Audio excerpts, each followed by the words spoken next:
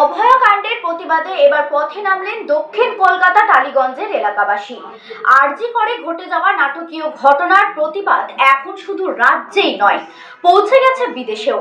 শনিবার মধ্যরাতে টালিগঞ্জের মালঞ্চ থেকে অশোকনগর পার্ক পর্যন্ত অভয়াকাণ্ডের প্রতিবাদে রাস্তায় করা হলো স্ট্রিট আর্ট। দোষীদের দৃষ্টান্তমূলক শাস্তির দাবিতে পথে নামলেন টালিগঞ্জের সাধারণ নাগরিকেরা।